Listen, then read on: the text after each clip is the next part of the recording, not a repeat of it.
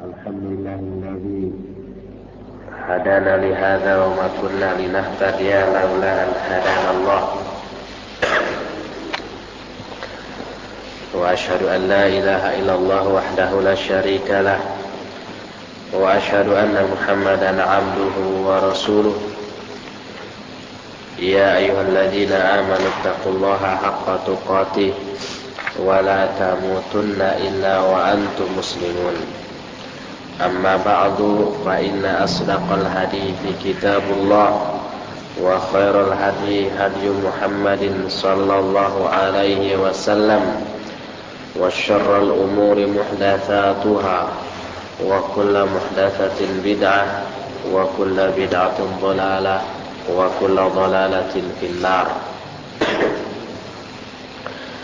Ikhwati fillah, hari Ahad yang lalu kita sudah membahas tentang muqaddimah dari bab al-mujahadah yang di dalamnya membahas tentang makna al-mujahadah serta beberapa ayat yang berkaitan dengan masalah tersebut. Sekarang kita akan masuki pembahasan hadis-hadis yang berkaitan dengan masalah mujahadah ini. Hadis pertama atau hadis ke-95 di dalam kitab Riyadhus Shalihin ini, atau hadis pertama dalam bab al-mujahadah dari kitab tersebut, diterima dari Abu Hurairah radhiyallahu anhu bahwa Rasul sallallahu alaihi wasallam bersabda, Inna Allah Ta'ala qala man ada li waliyan faqad adantuhu bil harbi wa ma taqarraba ilayya 'abdi bi syai'in ahabba ilayya mimma aftaradtu 'alayhi wa ma yazalu 'abdi yataqarrabu ilayya bin nawafili hatta uhibbahu fa idza ahbabtuhu kuntu sam'ahu alladhi yasma'u bih wa basarahu alladhi yubsiru bih wa yadahu allati yabtushu biha wa rijlahu allati yamshi biha wa in sa'alani a'taytuhu wa la in ista'adani la'uidannahu. Al-Bukhari, rawahu al-Bukhari. Adantuhu a'lamtuhu bi anni muharibun lahu ista'adani ruya bin nun wa bil ba. Kata Rasul sallallahu alaihi wasallam, bahwasanya Allah berfirman, siapa yang memusuhi waliku, kekasihku, maka sungguh aku telah mengumandangkan perang terhadapnya, terhadap orang yang memusuhi waliku itu. Dan tidaklah seorang hamba atau hambaku bertaqarrub, mendekatkan diri kepadaku dengan sesuatu yang lebih aku sukai dibandingkan dengan hal-hal yang aku fardukan atau aku wajibkan kepadanya. Jadi maksudnya sarana untuk mendekatkan diri kepada Allah yang paling dicintai oleh Allah adalah hal-hal yang diwajibkan oleh Allah. Dan tidak putus-putusnya seorang hambaku mendekatkan dirinya kepadaku dengan ibadah-ibadah sunnah sehingga aku mencintainya. Maka apabila aku telah mencintainya, maka aku akan menjadi pendengarannya, yang dengan pendengaran itulah dia akan mendengar. Aku pun akan menjadi penglihatannya, yang dengan penglihatan itulah dia akan melihat. Aku pun akan menjadi tangannya, yang dengan tangan itulah dia bertindak. Yabtushu artinya yadribu biha, yang dengan tangan itulah dia akan memukul.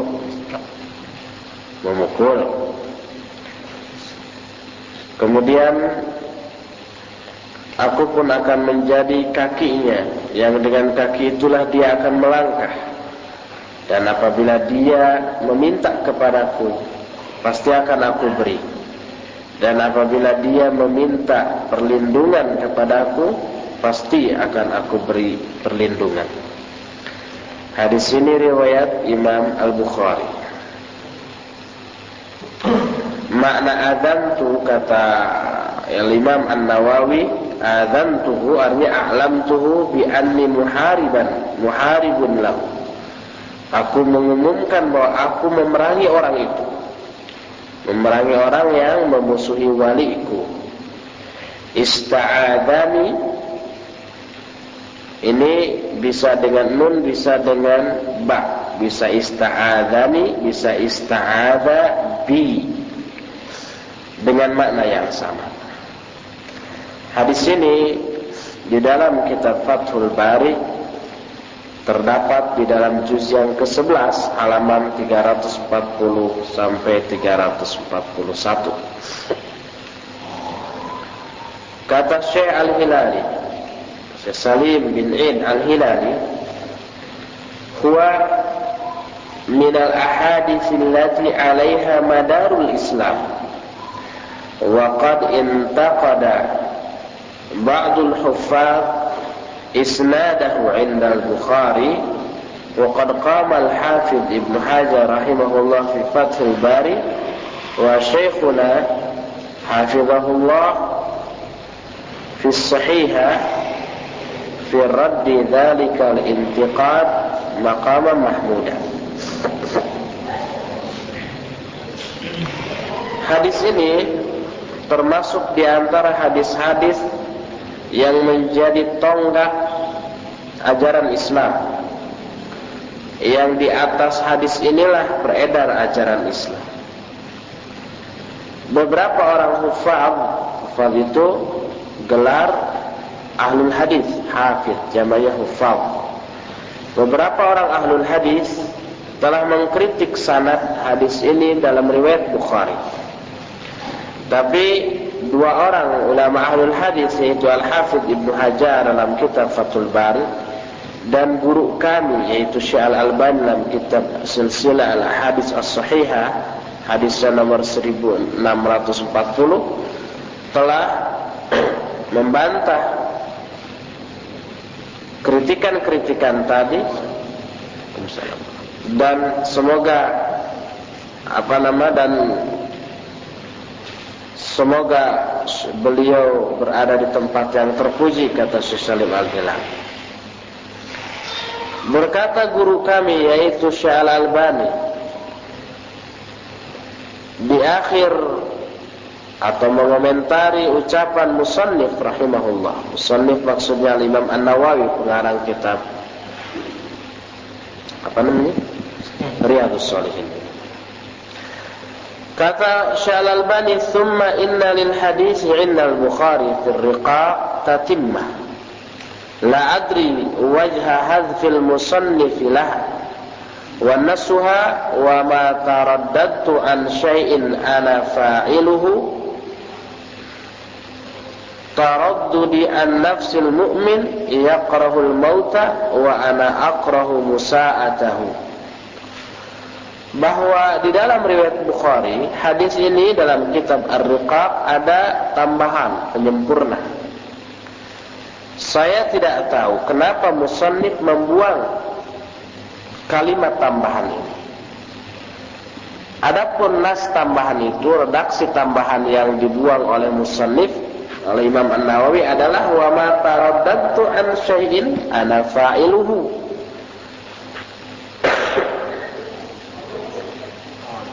Assalamualaikum. Taraddudi an nafsil mu'min yaqrahul maut wa ana aqrahu musa'atahu. Ini kalimat ya dibuang di dalam kitab ini. Padahal dalam kitab Sahih Bukhari ya ada seperti itu. Wa nukila fi sahiha kalaman nafisan li Ibn Taimiyah min Majmu'il Fatawa. Haqiqatuhu an yakuna syai'ul wahid muradan min wajhin makruhan min wajhin wa in kana labudda min tarjihi ahadil janibaini. Di dalam kitab As-Sahihah, silsilah al-hadis As-Sahihah, dinukil satu ucapan yang sangat bagus dari Ibn Taimiyah yang dikutip dari Majmu'ul Fatawa juz 10 halaman 85, 59 dan 18, juga 129 sampai 131. Inti ucapan Ibn Taimiyah itu, kata beliau, bahwa sesuatu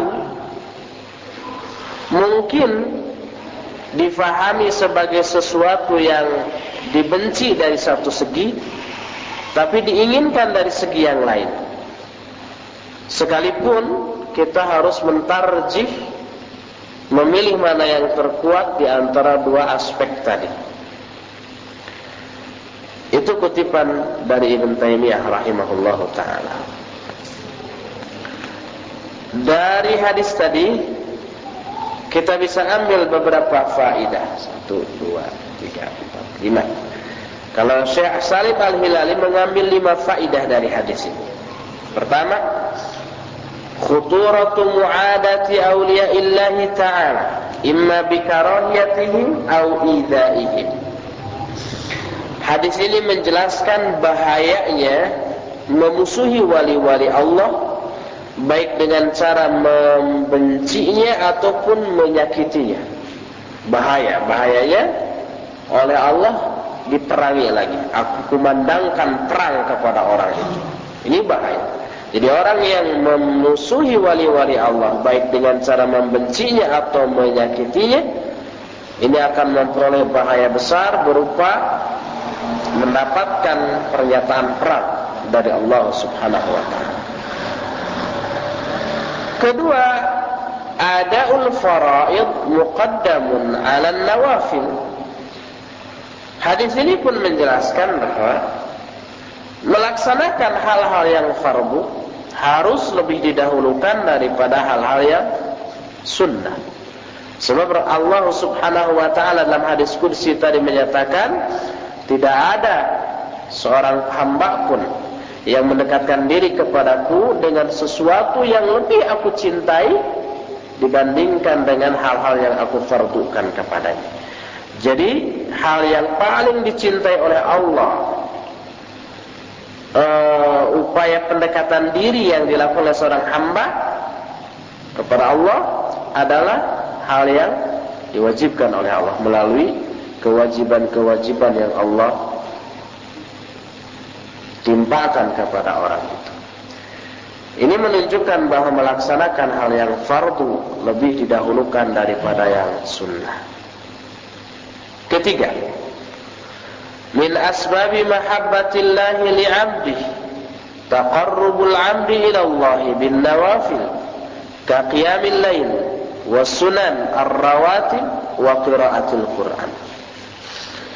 Hadis tadi pun menjelaskan bahwa di antara sebab-sebab turunnya mahabbah Allah kepada seorang hamba, di antara sebab-sebab teraihnya kecintaan Allah kepada seorang hamba adalah pendekatan diri yang dilakukan oleh hamba itu kepada Allah dengan cara ibadah-ibadah sunnah, seperti qiyamul lail, tahajud, sunnah-sunnah rawatib, dan membaca Al-Quran.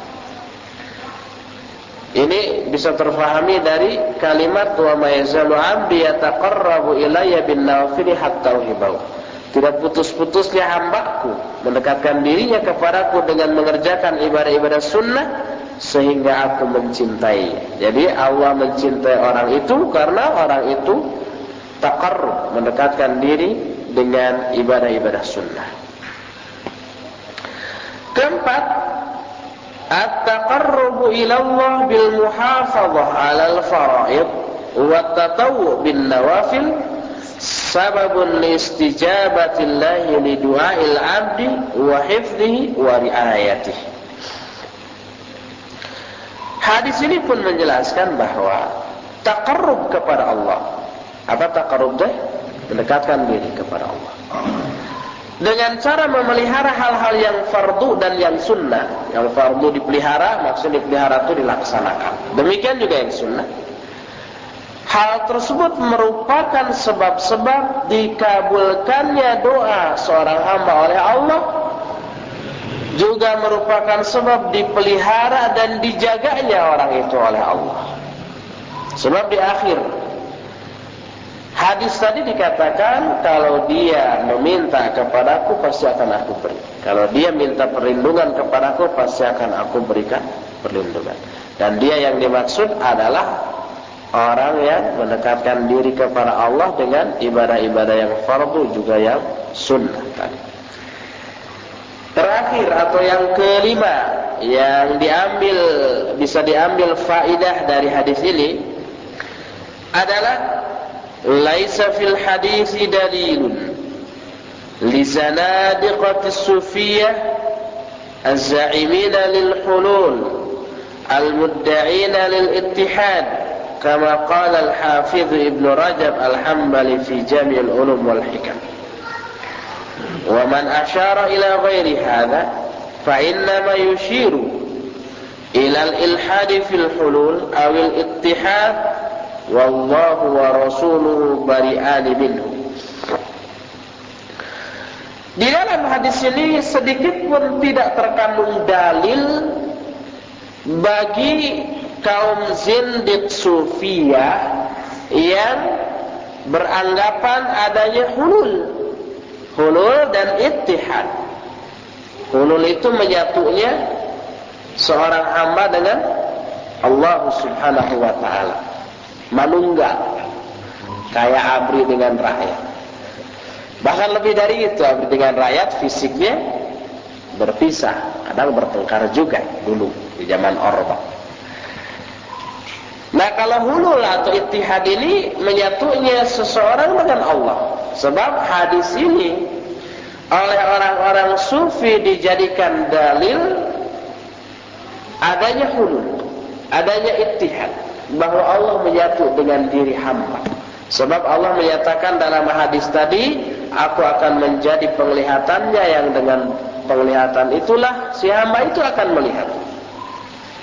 Aku pun akan menjadi telinganya, yang dengan telinga itulah si hamba akan mendengar. Aku pun akan menjadi tangannya, yang dengan tangan itulah si hamba akan memukul. Jadi seolah-olah Allah menyatu dengan dia. Hadis ini dijadikan dalil oleh sufiyah tentang adanya ittihad, menyatu. Seperti yang dilakukan oleh Al-Hallaj. Ana al-haq, akulah al-haq. Al-haq yang dimaksud adalah Allah Subhanahu wa ta'ala. Sebab Allah telah menyatu dengan dirinya. Nah, itu yang difahami oleh kaum sufiyah. Kata Syekh Salim Al-Hilali, hadis ini tidak demikian maknanya. Sebagaimana yang dijelaskan oleh Al-Hafidh Ibn Rajab Al-Hambali rahimahullah dalam kitab Jami'ul Ulum wal Hikam, kata Al-Hafidh Ibn Rajab, siapa orang yang mengartikan hadis ini tidak dengan arti seperti yang dijelaskan tadi, dijelaskan oleh Syekh Salim Al-Hilali, ya, bahwa apa yang dimaksud Allah akan menjadi pendengaran, yang dengannya dia akan mendengar, maksudnya adalah pemeliharaan Allah. Allah memelihara, menjaga dia dan mengijabah doa-doanya. Siapa yang tidak memahami hadis ini dengan pemahaman seperti itu, berarti dia memahami hadis ini dengan makna ilhad fil hulul. Dengan makna ilhad itu makna yang merupakan penentangan kepada Allah dengan cara difahami sebagai hulul atau ittihad, menyatunya Allah dengan hamba. Padahal Allah dan Rasulnya berlepas diri dari pemahaman seperti itu. Inilah hadis pertama tentang al-mujahadah. Hadis kedua diterima dari Anas bin Malik radhiyallahu anhu dari Nabi sallallahu alaihi wasallam, yang Nabi sallallahu alaihi wasallam meriwayatkan ini dari Allah Azza wa Jalla. Berarti ini hadis qudsi juga. Kata Allah, idza taqarraba al-'abdu ilayya shibran taqarrabtu ilayhi dhira'an wa idza taqarraba ilayya dhira'an taqarrabtu minhu ba'an wa idza atani yamshi ataituhu harwalah. Rawahul Bukhari. Kata Allah, bila seorang hamba mendekatkan dirinya kepadaku satu jengkal, maka aku akan mendekatkan diriku kepadanya satu hasta. Panjang mana satu hasta dengan satu jengkal? Panjang satu hasta. Si hamba mendekat dirinya kepada Allah satu jengkal, kira-kira 20 cm ya, dekat. Allah akan mendekat kepada hamba tersebut satu hasta, hampir setengah meter. Dan apabila hambaku mendekatkan dirinya kepadaku satu hasta, maka aku akan mendekatkan diriku kepadanya satu depa. Satu depa itu segini. Dan apabila hambaku mendatangiku dengan berjalan, maka aku akan mendatanginya dengan berlari. Hadis ini riwayat Imam Al-Bukhari dalam kitab Fathul Bari, terdapat dalam juz ke-13 halaman 511 dan sampai 512. Yang dimaksud dengan hambaku mendekatkan dirinya kepadaku satu jengkal, maksudnya adalah man ata syai'an minat ta'ah walau qalilan qabaltuhu alaihi bi'ad'afi minal ikram wa kullama zada fi ta'ah zidtuhu fi thawab li'anna al-'abda yataqarrabu ilayya bit ta'ah fara'idha wa nawafila kama fil hadisil walil anif. Jadi maksud apabila hambaku mendekatkan dirinya kepadaku satu jengkal, maksudnya siapa yang melakukan sedikit ketaatan, qalilan sedikit, aku akan membalas amalan yang sedikit itu dengan pahala yang berlipat ganda minal ikram, berupa kemuliaan dari Allah kepada si hamba itu. Setiap kali dia bertambah dalam ketaatannya, aku pun akan menambahkan bagi dia pahalanya.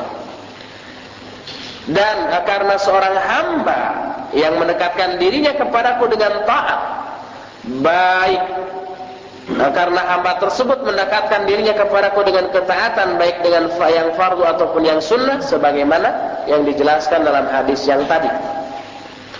Nah, sehingga kita menemukan beberapa ayat, man jaa bil hasanati falahu asyru amsalih. Siapa orang yang melakukan satu kebaikan, maka baginya akan memperoleh 10 kali lipat. Dalam ayat lain, siapa yang berinfak di jalan Allah, itu akan dilipat gandakan 700 kali sampai lebih. Apa masalul ladina yunfiquna fi sabilillah kamathali habbah anbatat sab'a sanabila. Jadi perumpamaan orang yang infak di jalan Allah itu seperti sebutir habbah, biji-bijian, benih yang menumbuhkan 7 ranting, 7 daun. Fi kulli sumbulatin mi'atu habbah. Setiap satu batang berbenih lagi, berbuah biji lagi 100 butir. Jadi 700. 100 kali 7 kali 100. Ini yang dimaksud dengan Allah. Apabila seorang hamba mendekat kepadaku satu jengkal, aku akan mendekati orang itu satu hasta, dan seterusnya. Dira'an as-sa'id ilal mirfaq. Dira' itu as-sa'id ilal mirfaq. Dira' itu artinya as-sa'id. As-sa'id itu lengan sampai ke sikut. Ba ini wa qadru muddil yadaini wa ma bainahuma minal badan. Tadi dikatakan ba'an, apabila seorang hambaku mendekatkan dirinya kepadaku satu ba' itu artinya adalah Apabila dua tangan dibentangkan, maka antara bentangan dua tangan badan ini satu depa. Harwala nau'un minal adwi fihi musara'atul khab. Cepat berlari ya, semacam itu. Ada dua faedah yang bisa kita ambil dari hadis ini, yang kita nukil dari penjelasan Syekh Salim Al-Hilali dalam Bahjatun Nadhirin ini. Pertama, ad-dilalatu ala karami akramil karimin, akramil akramin, haitsu yu'til jazila fi muqabalatil qalil.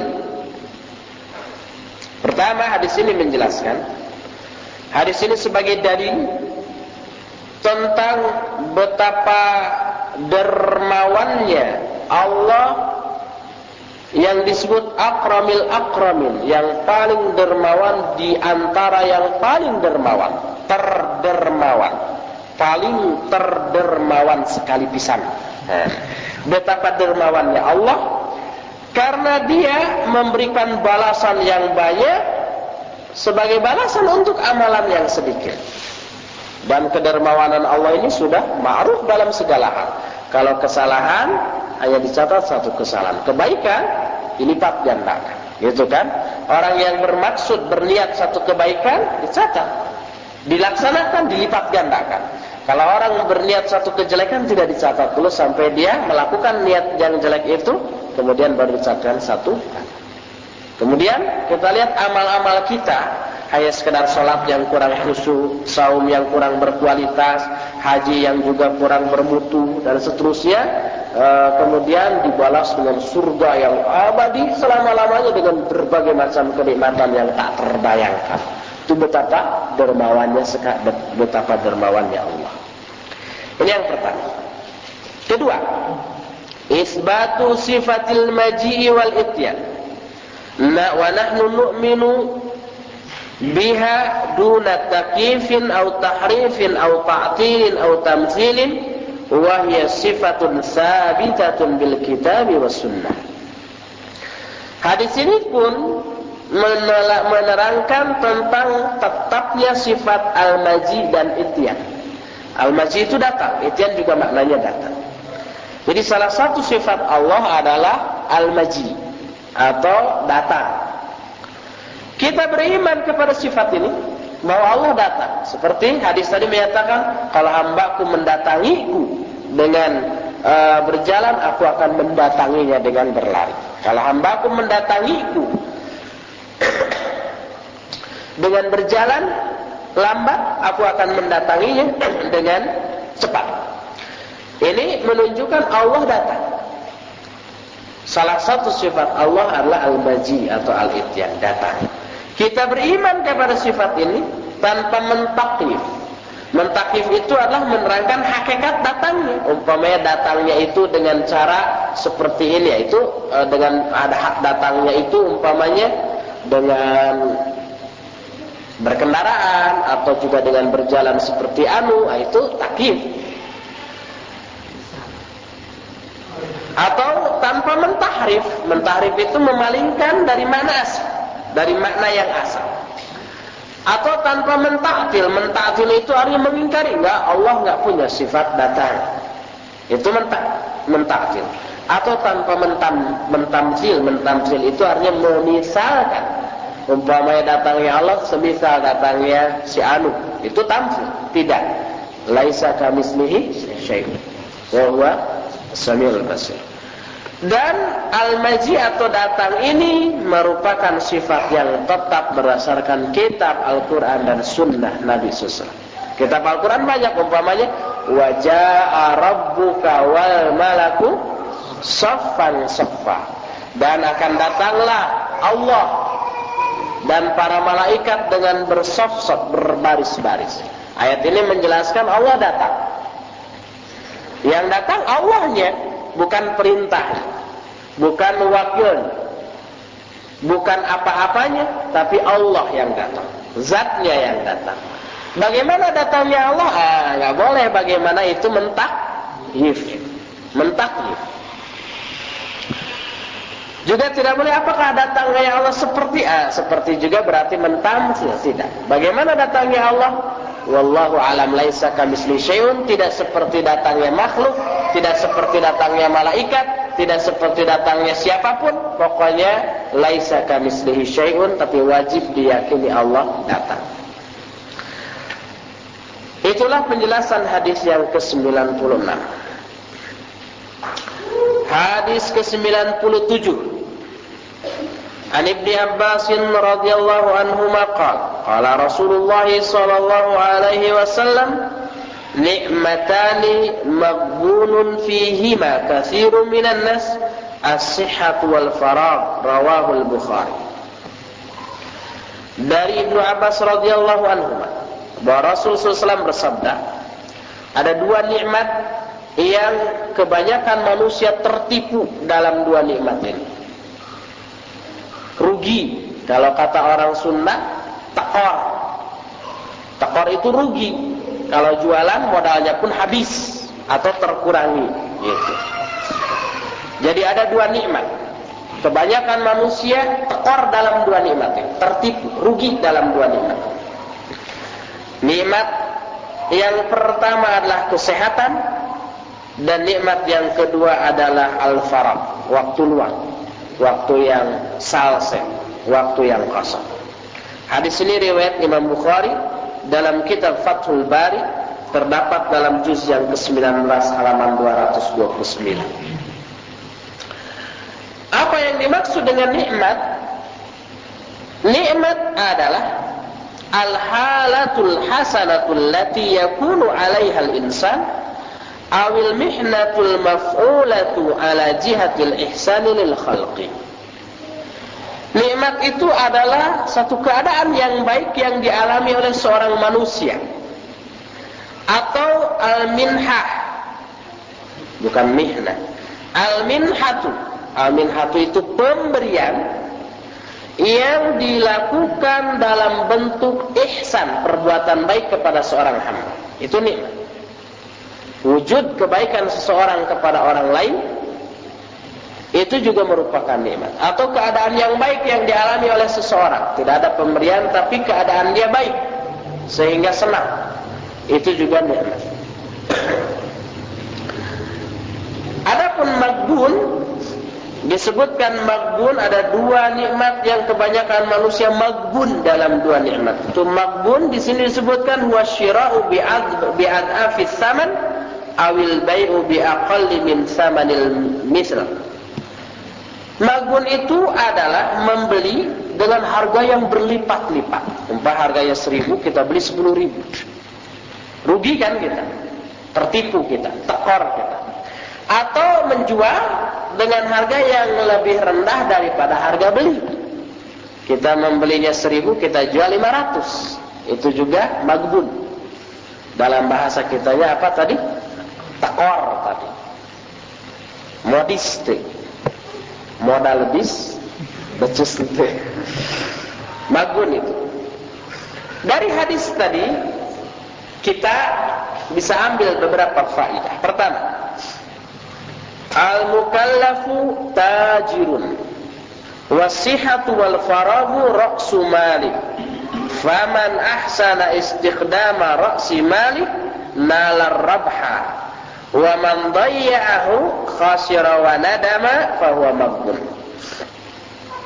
Seorang hamba yang mukallaf itu yang sudah dewasa, yang sudah dibebani kewajiban. Seorang hamba yang mukallaf itu adalah seorang pedagang, diibaratkan pedagang. Sedangkan kesehatan dan waktu luang adalah modal baginya. Modal, ra'su mali. Siapa orang yang bisa mempergunakan modal ini dengan sebaik-baiknya, dia akan memperoleh keuntungan. Dan siapa yang menyia-nyiakannya, maka dia akan rugi dan menyesal. Itulah maghbun, orang yang tertipu atau orang yang tekor tadi. Jadi modalnya pun bisa habis, bisa tersia-siakan. Ini yang pertama. Kedua, yambagil istifadatu minas sihhati wal faragh litaqarrubi ila Allah ta'ala wa fi'lil khairat qabla fawatihima li'annahu yaqibul faragha asy-syughlu was-sihhata yaqibuha as-saqam. Hadis ini pun menerangkan wajibnya kita memanfaatkan kesehatan dan waktu luang untuk bertaqarrub atau mendekatkan diri kepada Allah dan untuk mengerjakan kebaikan-kebaikan sebelum kedua hal tadi luput. Sebelum kedua hal tadi hilang. Kedua hal itu maksudnya apa? Kesehatan dan waktu luang. Karena begitu waktu luang berlalu akan datanglah kesibukan. Dan begitu kesehatan lenyap akan datanglah penyakit. Kalau sudah sibuk dan sudah sakit, maka tidak bisa lagi digunakan untuk memperoleh kebaikan dan bertaqarrub secara maksimal. Yang kedua, faedah ketiga, al-Islamu harisun 'alal waqt li'annahu al-hayat wa 'ala salamatil abadan li'annaha tu'inu 'ala kamalid din. Islam sangat memperhatikan aspek waktu karena waktu adalah kehidupan. Dan Islam pun sangat memperhatikan keselamatan badan karena keselamatan badan itu atau kesehatan badan itu merupakan hal yang bisa membantu atau menolong kesempurnaan ad-din. Dengan sakit kita nggak bisa sahur. Dengan sakit nggak bisa sholat berjamaah. Dengan sakit kita nggak bisa hadir di majelis pengajian. Dengan sakit kita nggak bisa melakukan ibadah haji dan ibadah-ibadah yang lainnya. Sehingga kesempurnaan din kita ini terhambat, terkurangi oleh penyakit yang kita derita. Demikian juga kesibukan. Dengan sibuk kita nggak bisa ngaji. Dengan sibuk nggak bisa sholat berjamaah. Dengan sibuk kualitas ibadah kita ini terganggu karena sholat terburu-buru karena ditunggu oleh kesibukan dan seterusnya. Jadi waktu yang luang dan kesehatan badan ini yang bisa membantu menyempurnakan pelaksanaan ad-din kita. Keempat, ad-dunya mazra'atul akhirah, fa yanbaghi tazawwud bittaqwa wa istighlali ni'matillahi fi ta'atillah. Hadis ini pun menjelaskan bahwa dunia itu adalah ladangnya akhirat. Maka wajib kita bertazawud. Bertazawud itu berbekal diri dengan takwa dan memanfaatkan nikmat-nikmat Allah untuk melakukan ketaatan kepada Allah Subhanahu wa taala. Kemudian faedah yang kelima atau yang terakhir dari hadis tadi, syukru ni'amillah yakunu bi istikhdamiha fi taatillah. Bahwa mensyukuri nikmat Allah itu harus dalam bentuk mempergunakan nikmat-nikmat itu untuk melakukan ketaatan kepada Allah Subhanahu wa taala. Selesailah hadis ke-97 atau hadis keempat dalam bab mujahadah ini. Hadis keempat atau hadis ke-98 diterima dari Aisyah radhiyallahu anha bahwa Nabi SAW kata Aisyah, kana yaqumu minal laili hatta tatafaqqara qadamah faqultu lahu lima tasna'u hadha ya Rasulullah wa qad ghafara Allahu laka ma taqaddama min dhanbika wa ma ta'akhkhar. Qala afala uhibbu an akuna 'abdan syakura. Muttafaqun alaih. Hadza lafdzul Bukhari wa nahwuhu fi sahihain min riwayatil Mughirah bin Syu'bah. Kata Aisyah bahwa Nabi SAW beliau melakukan salat malam. Saking panjangnya, lamanya salat malam ini sampai belah-belahlah kedua kakinya itu, bengkaklah. Belah maksudnya bukan belah, tapi seperti yang roromehen begitu ya. Bengkak begitulah. Karena lamanya berdiri dalam sholat. Maka aku bertanya kepadanya, kenapa engkau lakukan hal seperti ini ya Rasulullah? Padahal Allah telah mengampuni dosa-dosamu, baik yang lalu maupun yang akan datang. Jadi dosa-dosa Rasul SAW, baik yang lalu, yang sedang, dan yang akan datang ini sudah dijamin akan diampuni oleh Allah Subhanahu wa ta'ala. Tapi sekalipun dosanya sudah dijamin diampuni, tapi kok sholatnya kayak begitu? Terbalik dengan kita. Kita mah dosa nggak ada jaminan diampuni, tapi sholatnya tidak membuat kaki kita bengkak karena sholatnya ngebut, atau bengkaknya juga bekas main bola, bukan bekas sholat. Maka kata Rasulullah SAW, apakah aku tidak suka kalau aku menjadi hamba yang bersyukur? Jadi Rasulullah SAW melakukan sholat sehebat itu sebagai wujud rasa syukur beliau kepada Allah Subhanahu wa ta'ala. Hadis ini muttafaqun alaih, tapi hadis tadi lafaznya bagi Imam Bukhari, dan hadis yang seperti itu dalam Sahih Bukhari dan Muslim dari riwayat Mughirah bin Syu'bah. Hadis ini sahih.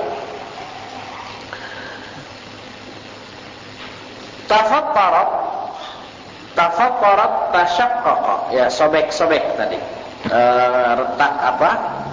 Belah-belah, pecah-pecah kulit kakinya. Syukura itu kasiru syukri mu'tarifan bin ni'am qaulan wa amalan.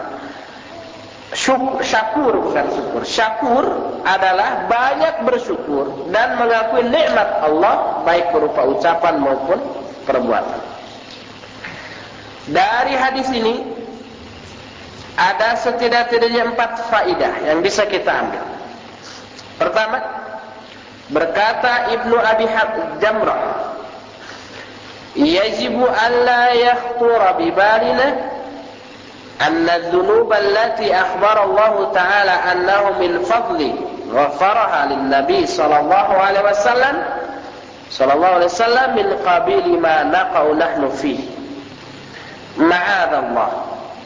Innama dhalika min qabili tawfiyati ma yajibu lirrububiyyah min al-i'zam wal ikbar wa syukri wa wad'il bashariyah wa in rafa'a qadraha haitsu rafa'a fa innaha tu'jizu an dhalika biwasfiha li'annaha min jumlatil muhdatsat wa kasratin ni'am 'ala alladhi rafa qadrahu akthar min ghairihi tudha'aful huququ alaihi fahusilal ajzu fal ghufran lidzalik.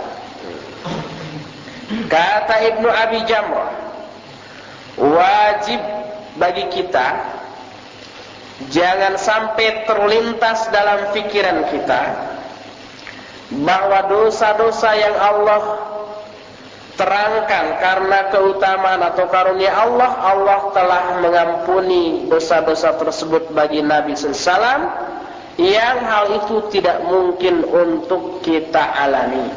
Ini nggak boleh kita berpikiran seperti itu. Ma'adzallah, kita berlindung kepada Allah dari pemikiran seperti itu. Hanyalah hal itu terjadi dari segi atau disebabkan karena Rasul SAW melaksanakan kewajiban-kewajiban yang terkandung dalam rububiyah Allah, berupa mengagungkan Allah, membesarkan Allah, dan mensyukuri semua nikmat Allah, serta meletakkan derajat kemanusiaannya. Jadi Allah sebagai Rabb ditinggikan setinggi-tingginya, dirinya sebagai manusia diletakkan di hadapan Allah pada posisi serendah-rendahnya. Maka dengan cara ini terangkatlah kadar orang ini, kadar si hamba tersebut dengan derajat yang tinggi.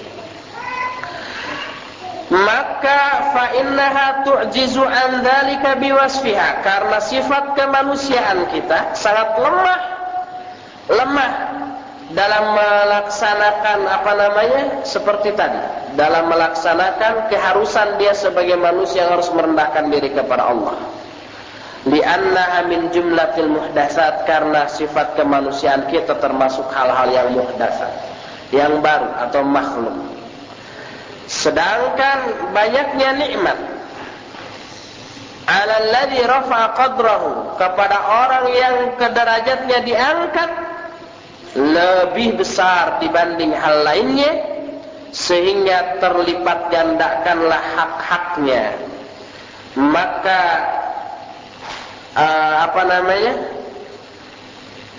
si orang yang lemah tadi berhasil atau mampu meraih ampunan dari Allah Subhanahu wa ta'ala dengan cara seperti itu.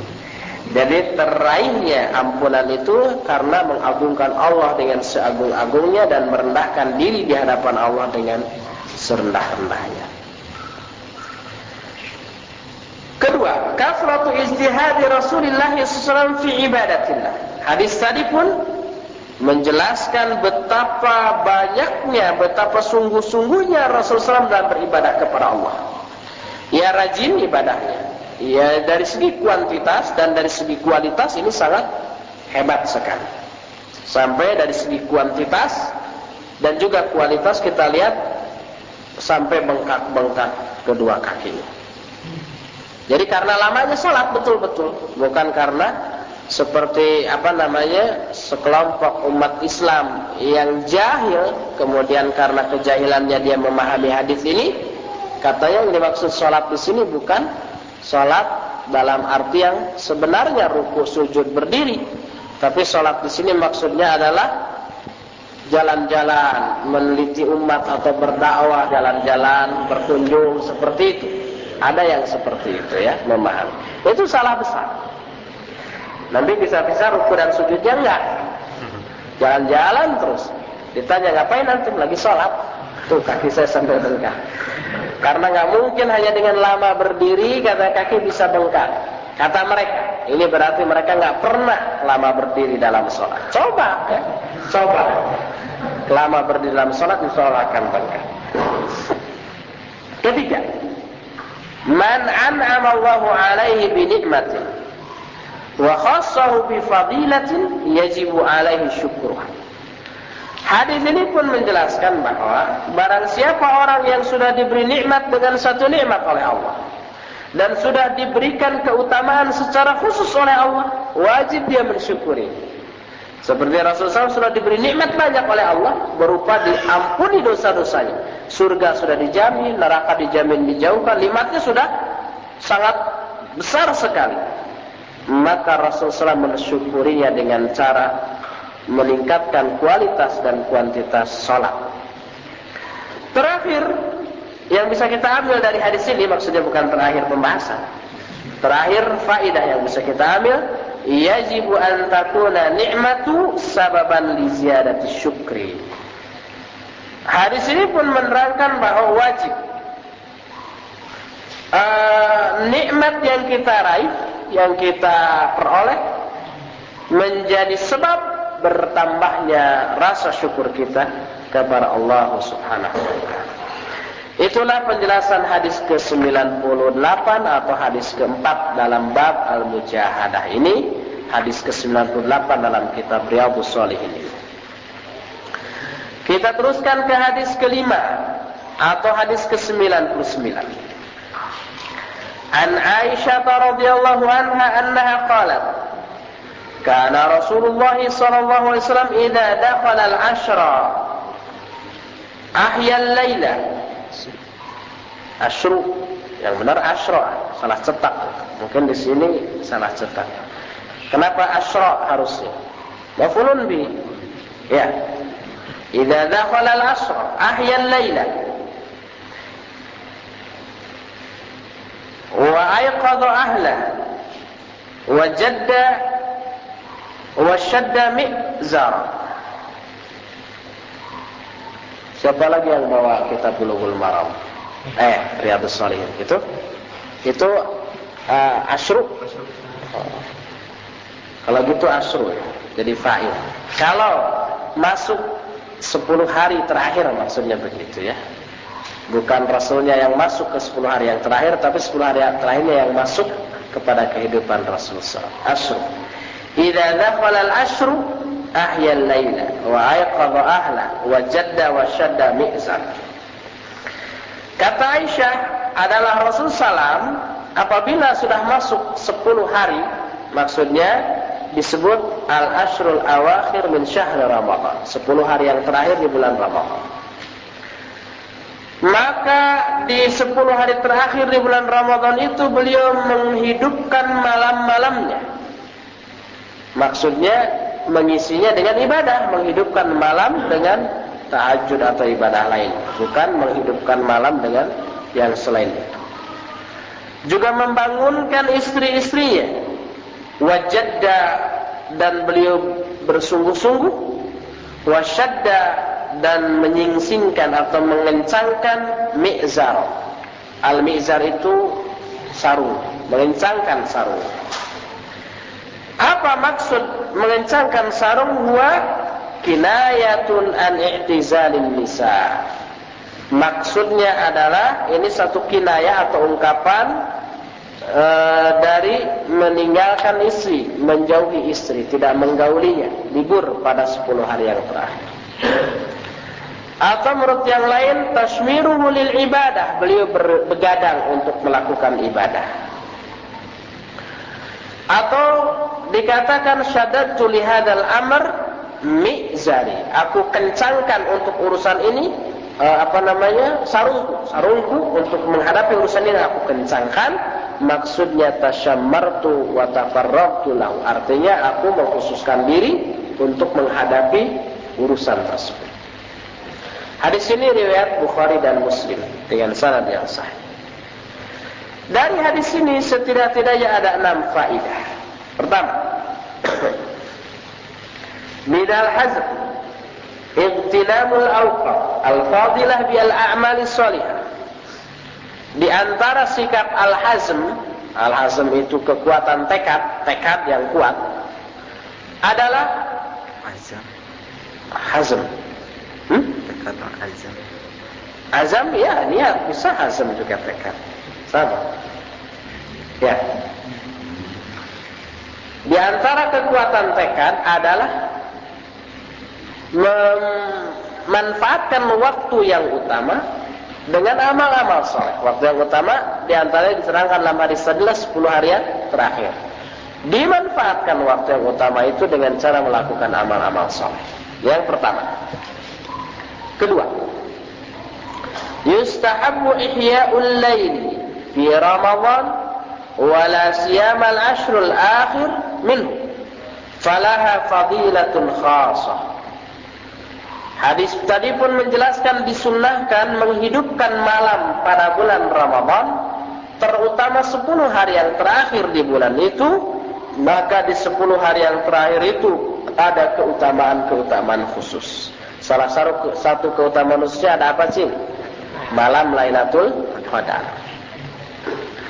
Ketiga, man arada al-ijtihada fil ibadah fa'alaihi sawnu nafsihi amma yuthbituhu au yudha'ifuhu au yusarrifuhu anha, yuthabbituhu au yudha'ifuhu au yusarrifuhu anha.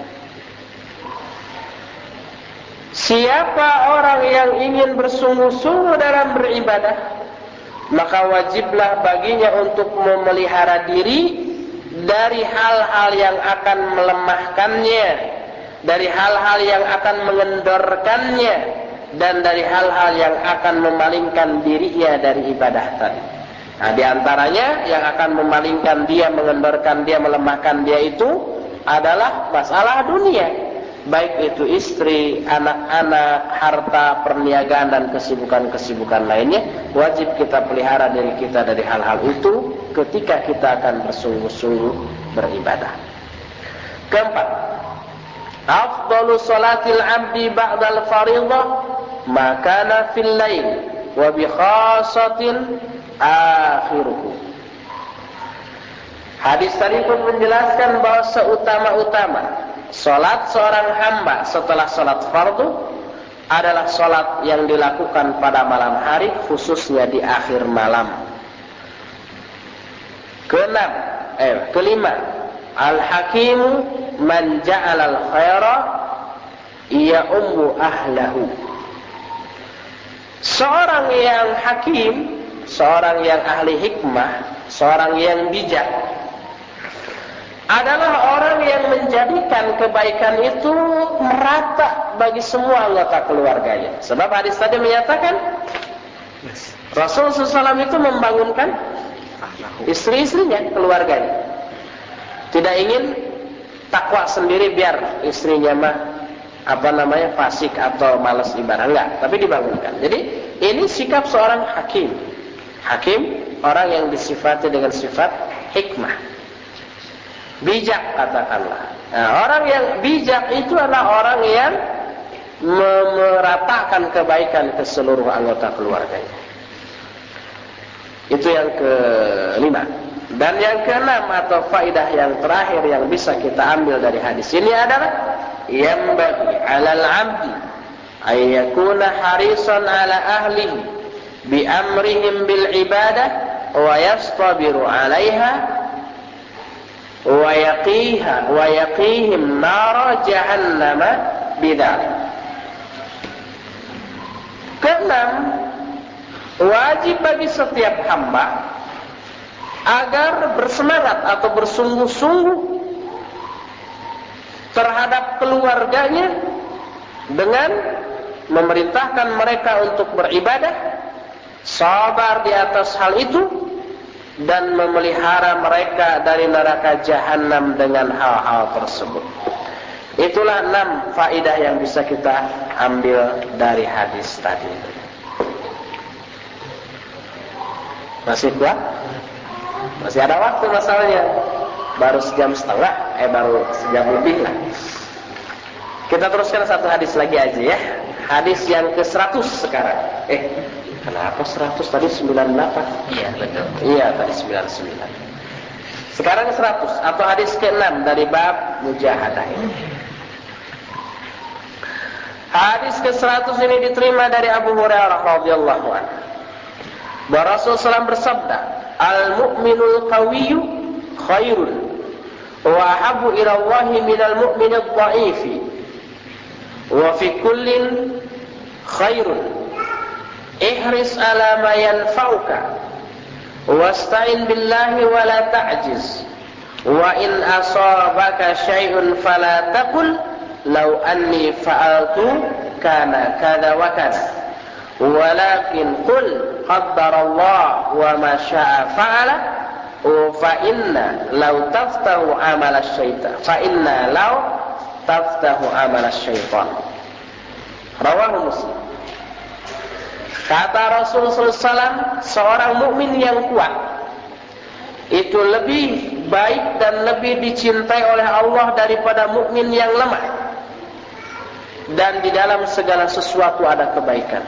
Wa fi kullin khair. Bersungguh-sungguhlah engkau dalam meraih apa yang bermanfaat bagimu, dan minta tolonglah kepada Allah dan janganlah kamu lemah. Kalau kamu ditimpa sesuatu, maka jangan kamu berkata, aduh seandainya aku melakukan ini pasti akan terjadi begini-begini. Lau, seandainya. Tidak boleh.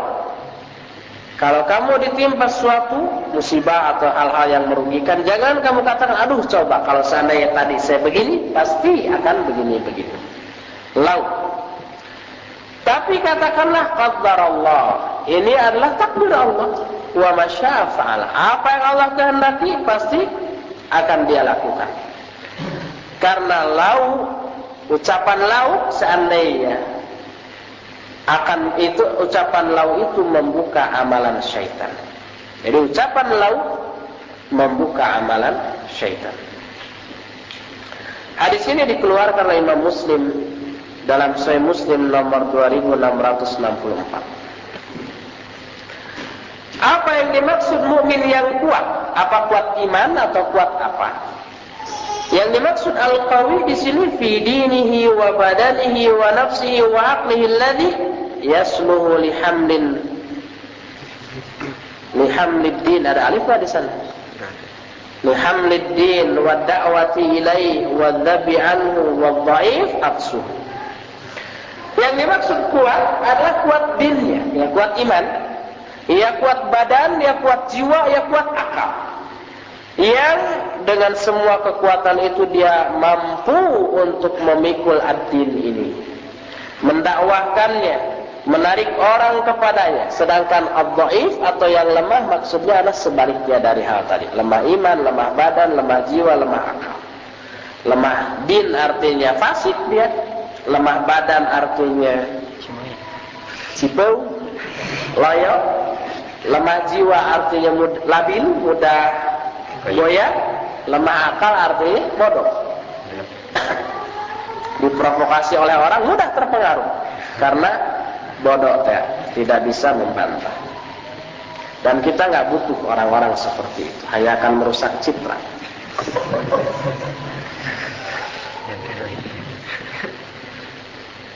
Wa fi kullin khairun li istiraqihima bi aslil iman.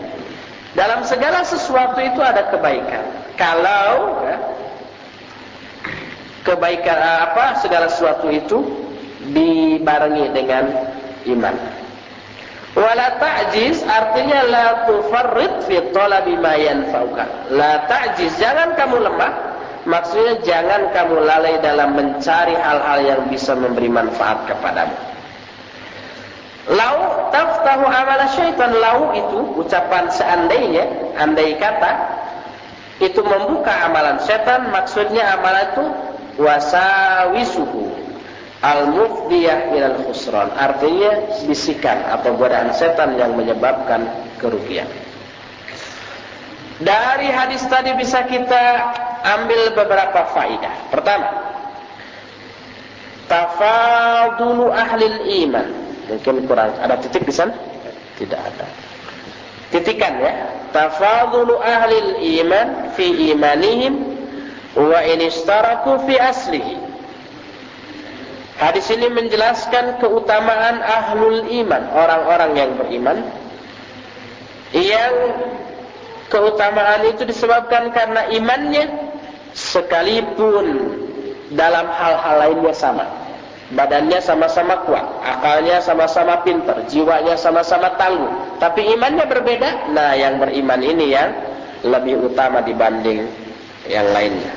Kedua, al-imanu qaulun wa amalun yazidu bil-tha'ah wa yanqusu bil-ma'siyah. Hadis ini pun menjelaskan bahwa iman itu adalah ucapan dan amalan. Iman bisa bertambah dengan ketaatan dan bisa berkurang dengan kemaksiatan. Ini yang kedua. Ketiga, yang bagi alal mu'min ayyujahida nafsahu liyablugha darajatal mu'minin al-aqwiya al-kummal. Wajib bagi setiap mukmin untuk bersungguh-sungguh atau memerangi hawa nafsunya agar dia bisa sampai kepada derajat orang-orang mukmin yang kuat dan sempurna. Keempat, al-hasu ala jam'il quwwatil imaniyah ma'al quwwatil badaniyah. Hadis ini pun berisi anjuran untuk menyatukan, memadukan antara kekuatan iman dengan kekuatan badan. Kekuatan badan pun perlu dipelihara dengan cara memelihara diri dari hal-hal yang melemahkan, seperti merokok, ya, itu melemahkan. Ekstasi, narkoba lah pokoknya. Atau berupaya untuk menambah kekuatan itu dengan cara umpamanya berolahraga, lari-lari, senam dan seterusnya. Minum jamu. Al-Barokah. Kelima.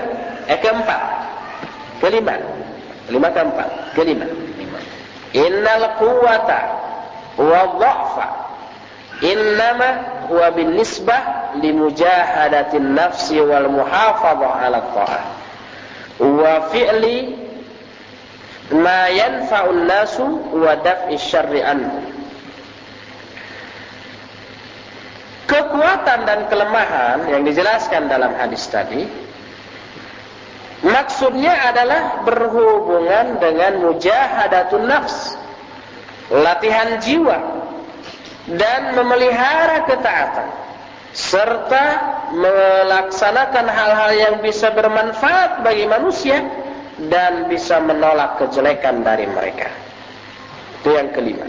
Keenam, yajibu 'alal insan ay yahrisa 'ala ma fihi naf'uhu wa bi khasatin ma yata'allaqu bi imani. Wajib bagi setiap manusia untuk bersungguh-sungguh melakukan hal yang mengandung manfaat, khususnya yang berkaitan dengan masalah keimanan. Ketujuh, irsyadun ila dawai inda wuqu'il maqdur, wa dzalika bitaslimi li amrillahi war ridha bi qada'ihi wa qadarihi wal i'radu anil iltifati lima madha, fa inna dzalika ya'ulu ila khusran, wa dzalika biqauli qaddarallahu wa ma syaa fa'ala. Hadis ini pun berisi bimbingan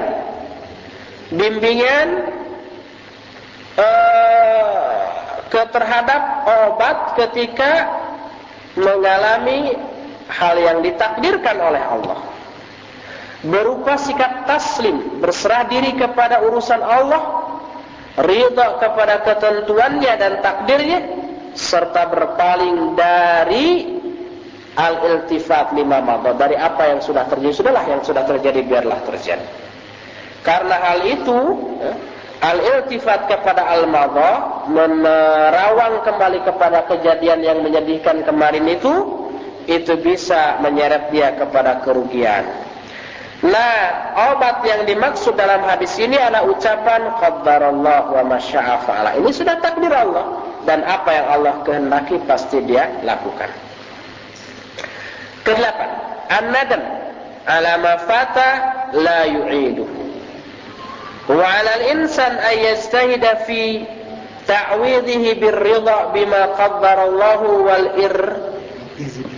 wal izdiyad fi ta'atil qadimah. Kedelapan, bahwa menyesal terhadap apa yang sudah luput ini tidak akan mengembalikan hal yang sudah luput itu. Aduh, menyesal coba kemarin itu.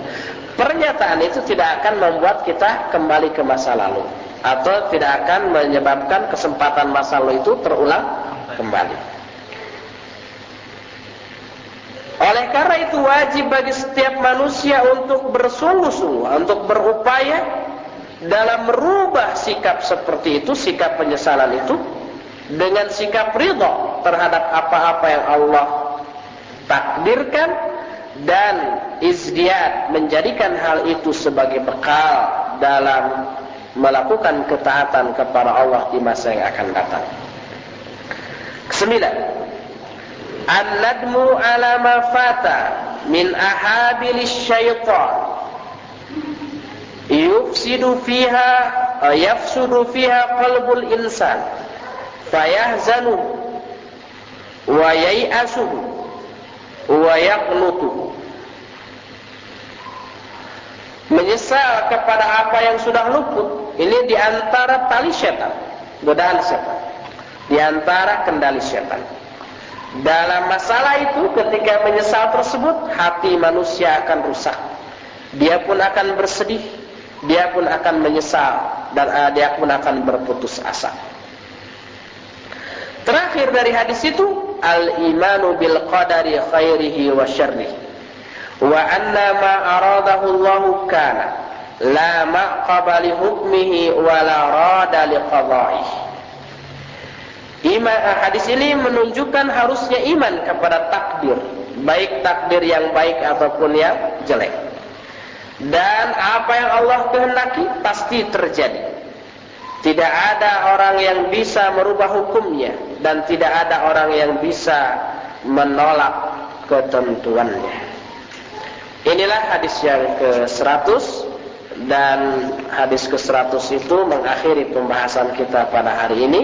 Insya Allah hadis ke-101 dan seterusnya masih dalam bab mujahadah, masih ada beberapa hadis lagi sampai hadis ke 110 ya tentang mujahadah. Ini 111. Berarti tinggal kira-kira 11 hadis lagi tentang bab mujahadah. Insyaallah nanti kita akan lanjutkan pada ahad yang akan datang. Ada yang akan tahu tanggal berapa? 19 masih ada ya. Insyaallah nanti tanggal 18 akan kita lanjutkan. Sisa waktu yang ada kita gunakan untuk bertanya jawab.